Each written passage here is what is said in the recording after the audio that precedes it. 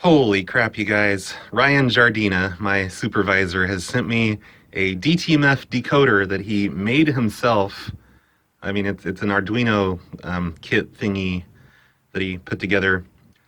But this is I remember him telling me he was going to do this like years ago, and I'm like, yeah, right. He's so full of crap. It's never going to happen. But it finally happened. He sent me this thing. And most of you don't know what the hell a DTMF decoder is, probably.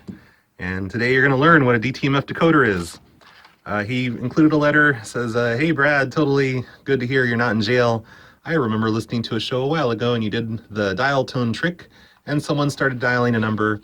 You seem to note a little time, you seem to waste little time finding a software decoder to decode what they were dialing, even though it was your own number that they were calling. I remember that, I think. LOL. That's him saying LOL, not me. Also, you have people smoothing the phone face and throw the tone. Oh yeah, smushing the phone to their face and accidentally dialing tones at me. That's what this thing does. If somebody that I'm calling, if they hit a touch tone, this will display the touch tone like on the little screen here. And that works really well for that old dial tone trick, where they hang up their phone and then they pick back up and then I play a dial tone and I pretend that I am the person they just called. I play the ringing phone, but this way I could know which number they called and I could maybe look it up while the phone's ringing, while the phone is fake ringing. This is not a request, but I figure you could act like a phone bot and give the person options and see what they pressed. Or make something up. Oh yeah, I've done that before too. I'm like, hey, this is so-and-so automated system. To do so-and-so, press 1. To do something else, press 2. And I always I try to, it's hard to decode touch tones by ear for me, but I can sort of get it sometimes, but this would make me get it every time because I would actually see what tones they are pressing. It's an Arduino and can decode all 16 DTMF tones. I programmed it from scratch. It runs off of 5 volts. You may need to adjust the contrast, which can be done with the potentiometer under the LCD. Yeah, I don't know what that word is, but I believe him that it's a real word that I don't know how to pronounce. Go ahead, add it to the list. I don't care. Is that it right there, that little thingy? Yeah, whatever. I can send you the code if you want it. I'd know what to do with the code. I don't know how to do stuff. Oh, and he wrote it on the back of HEB Organics, ready to brew iced tea bags, black tea. That's pretty great. Thank you so much, Ryan Jardina. Let's hook this thing up. He gave me a power cable that goes with it. And here, let me do that.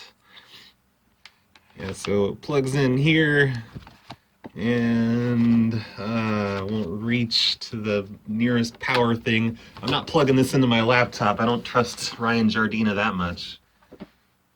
Let me grab an extension cable. Here's one. All right.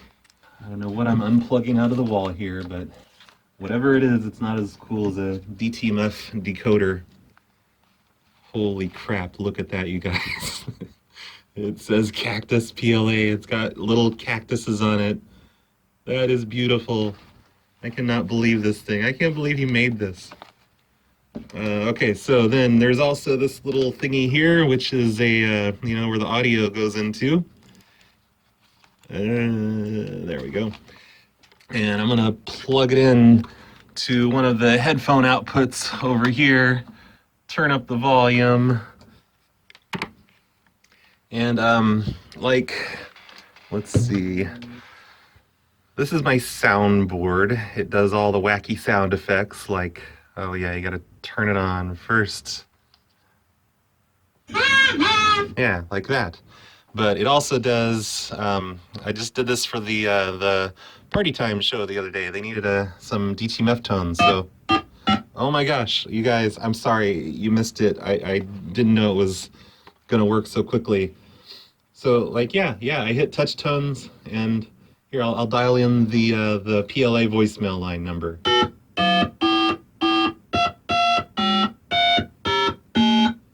There we go. That's all the numbers I just dialed. and then it starts just overriding cactus.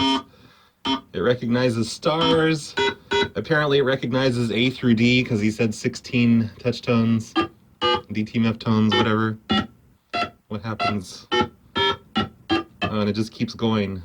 But the cursor shows me where it is. That's pretty amazing. Yeah, there's little LEDs down here. I don't know what they mean. There's just like 2 red LEDs that are turned on. There's no power switch that I can see yet.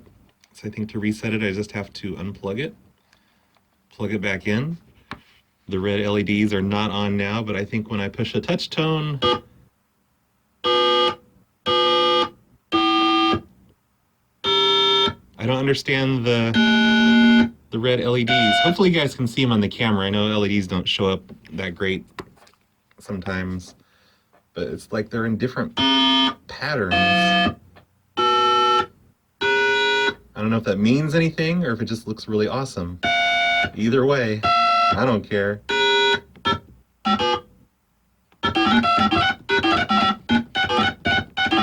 Wow. Wow, Ryan Jardina.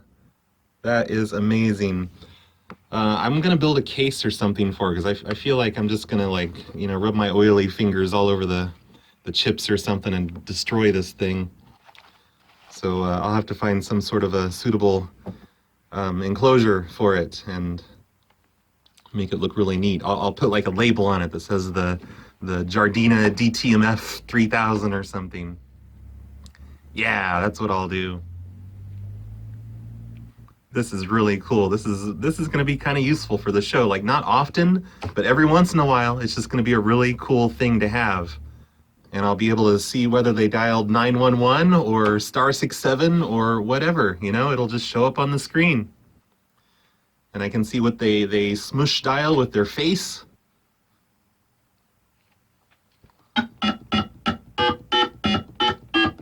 That is the coolest thing ever. Thank you, Ryan. This is great. Okay, I have hooked up the Jardina 3000 DTMF decoder to the mainframe here in the situation room. I hooked it up to a one of these things that's like supposed to hold your cell phone or webcam or whatever. I've used it for webcams and stuff for live shows. But I put it up there, so I don't feel like I need an enclosure at this point. I'll probably still get one eventually, because that looks scary. But I wired it up to one of these switches over here. These are like all the switches that run like, that's just the external speakers, the mixer, the Roland thingy. And I've hooked it up to this cactus button. Those doesn't really do anything. I just put those there for the hell of it. But now when I hit the cactus button, ta-da, it turns on. It says Cactus PLA. Here, let me turn on the soundboard again. Make sure it's working. Yep, that's pretty amazing. And since it doesn't have a power switch that I could find anyway, I can just hit this button and it shuts itself off. I had to hook it up to that cactus light that Rev gave me too. Just hook them together, have them both turn on. It'll be the cactus button. It'll make so much sense. But yep, there we go. It's a part of the thing now, part of the mainframe. Hopefully we can have some crazy fun with that soon. Thanks again, Ryan. Hey, also thanks to whoever sent this light switch to me. It's just a cover that goes over a regular light switch thing, but it I don't know if you can even tell, but it turns the lights on and off with like weird arcade switch things. It's pretty neat. I wanted to put it in the situation room, but it just didn't work out there. So it's just like a weird issue with the light switch in the situation room. So it's here in somewhere else in the house.